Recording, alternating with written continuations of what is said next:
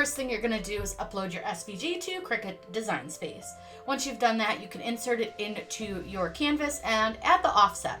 Once you have your offset, resize it to fit on your cup. I'm going to contour out any small holes in the offset and click Make It. We're cutting with the Maker 3, so we need to tell it on mat.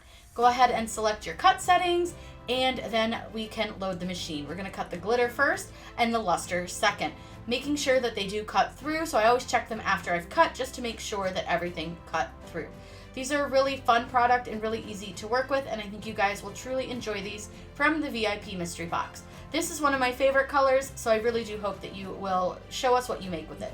Then you can weed it out. This vinyl weeds beautifully. I am using an iVine berry weeding ball to help keep all of my weeding scraps off of my table. You can find this linked down below from Amazon. This is a super great, helpful tool, and I absolutely love it.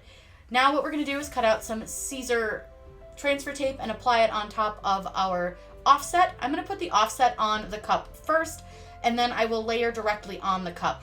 Now, if your cup is moving around, use your squeegee to hold your cup down and not let it roll around the table. It's just a simple little trick that you can use. Now we're going to go ahead and put the luster on top, and I think you guys are really going to love how the luster stands out against that white. It really is beautiful. Again, using my squeegee to hold my cup straight. Go ahead and burnish that down, and then you can remove your transfer tape, and you are left with a beautiful design and cup. Look how pretty that came out.